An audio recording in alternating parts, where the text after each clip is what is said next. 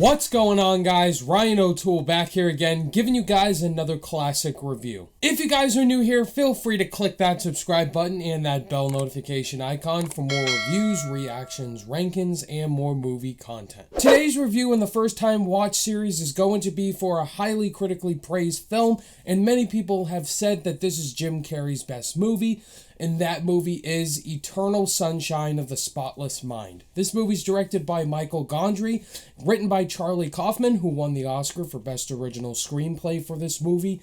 And this film stars Jim Carrey, Kate Winslet, Mark Ruffalo, Kirsten Dunst, and Tom Wilkinson. Now, if you're watching this review, I assume you have seen Eternal Sunshine of the Spotless Mind. If you haven't, I won't go into high details on the plot, because I would love for you guys to go into this movie zero-minded. The film is about this character named Joel, played by Jim Carrey, and he's recently gone through a breakup with a very serious relationship, and the film opens up with him going to work on this train. At the train station, he meets this girl named Clementine, who's played by Kate Winslet, and they start to have a really good relationship and connection with one another. And then throughout the film, you start to realize that these two once had a relationship. You find out that Clementine erased him from her mind in a previous relationship. And so the film dives heavily into erasing your mind, letting go, and just relationships in general. So this movie came to my mind because I do a podcast called the Fallen for Film Podcast with Colin Williams, and we were talking a lot about overrated and underrated movies, and Colin did choose this movie for his overrated film pick. And so I was curious to check out this film because I haven't seen Eternal Sunshine of the Spotless Mind, and many people have hailed it to be Jim Carrey's best performance, best movie. Jim Carrey is a fantastic comedian. I mean, all his movies are pretty much classic, iconic comedies, but he usually can take a drama from time to time, and Charlie Kaufman is one of the most critically praised screenwriters in Hollywood after writing Anomalisa. What were my thoughts on this movie? I didn't get the hype on first watch. I think Eternal Sunshine of the Spotless Mind is a huge movie on first viewing. Like, this movie is a lot of information in one. And on first viewing, I was watching the movie and I liked it, but I didn't love it. And if you're talking about like overrated classics, I think this is one of them.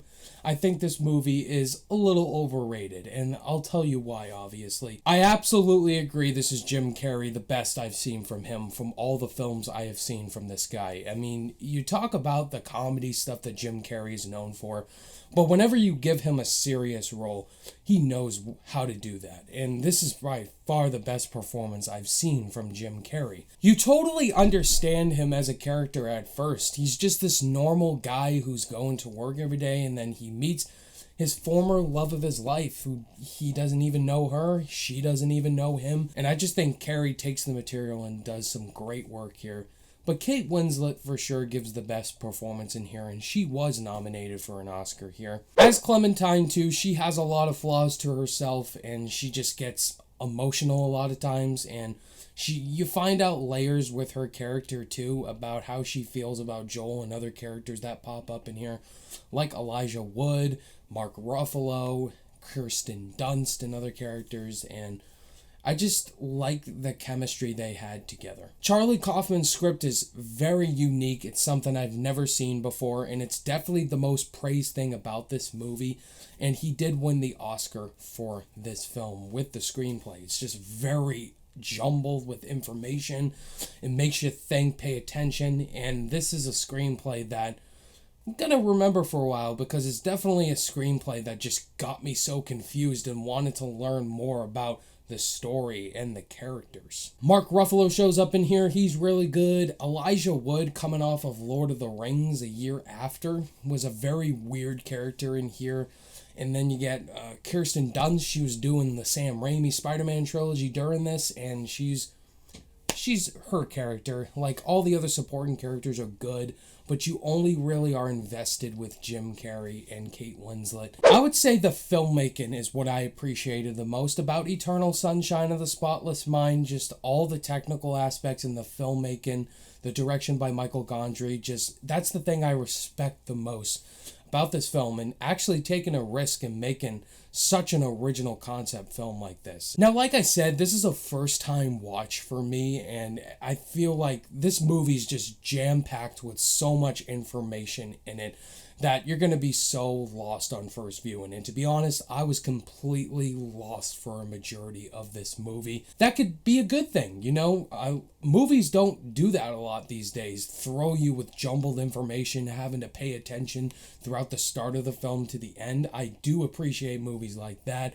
I would say how this film did it, though, it's just like getting the message in your head. Like, it's sending one message in your head and you're understanding it, but I think they're doing it too much in here. I wasn't fully invested with the overall arcs that do happen. A lot of the dramatic points are very shuffled and disorganized a little bit for me, and I felt like the overall story just didn't lock me fully. I wanted a little bit more from certain characters. This movie clocks in at about an hour and 47 minutes, and it does very much drag on for an over 2 hour long slow-paced film. And I usually do love slow-paced movies, but I was just not fully locked into what I was watching on first view, and that's something that could definitely improve probably on multiple revisits, but for me, I just wanted more of a little entertaining story. Before I give you guys my final overall thoughts on Eternal Sunshine of the Spotless Mind, if this is your guys' first time checking out the channel and you enjoyed hearing my thoughts on this film, please smash that like button and consider clicking that subscribe button, because I do tons of movie reviews. I do classic reviews, new movie reviews, and then I also do rankings, Blu-ray videos. I have a podcast called the Fallen for Film Podcast, where I dive into all the newest trends in movie news and tons of movie content. And I do this on a weekly basis. My final thoughts on Eternal Sunshine of the Spotless Mind. This is definitely a good, well-made movie. I very much respect it and can see why it won a lot of the awards and the praise that it got. But for me, this isn't a film I'm not going to revisit a lot, and I just wasn't in love with this movie like a majority of the audience. And if you love this movie, I definitely understand why, but for me, this is a film I'm gonna have to revisit a lot. On my rating scale, I'm going to give Eternal Sunshine of the Spotless Mind a C+. There you go, guys. That was my thoughts on Eternal Sunshine of the Spotless Mind. What did you guys think of this movie? Did you love it, think it was okay, or did you absolutely hate it? Let's have a conversation down below. Thank you guys so much for watching this classic review. All my social media links are in the description below, and I'll see you guys in the next video. Bye.